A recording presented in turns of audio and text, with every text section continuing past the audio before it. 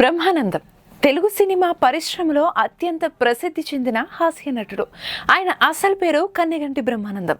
1956 ఫిబ్రవరి 1న ఆంధ్రప్రదేశ్లోని సత్తెనపల్లిలో జన్మించారు.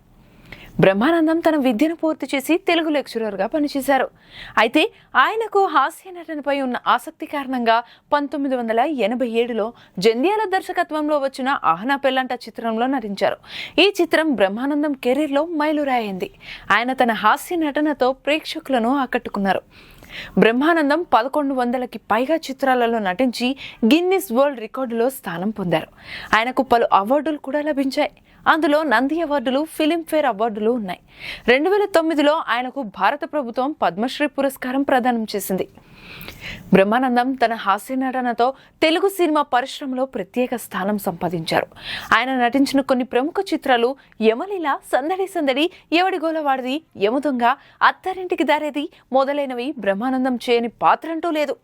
ఎన్నో సినిమాల్లో ఎన్నో చిత్ర విచిత్రమైన పాత్రలతో ప్రేక్షకుల్ని నవ్వించారు. కొన్నిసార్లు ఆడియన్స్ చేత కంటతడి కూడా పెట్టించారు. కానీ బ్రహ్మానందం అంటే అందరికీ నవ్వులే గుర్తొస్తాయి. ఇప్పటి జనరేషన్ మాత్రం బ్రహ్మానందంను god of memes, gif god అని పిలుస్తుంటుంది.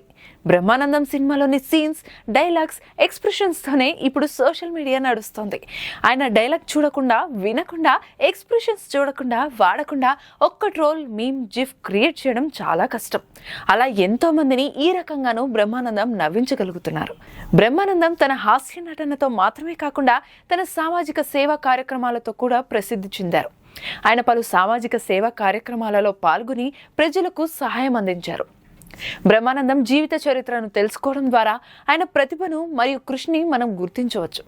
ఆయనకు జన్మదిన శుభాకాంక్షలు తెలియజేస్తూ ఆయన మరిన్ని విజయాలు సాధించాలని కోరుకుందాం.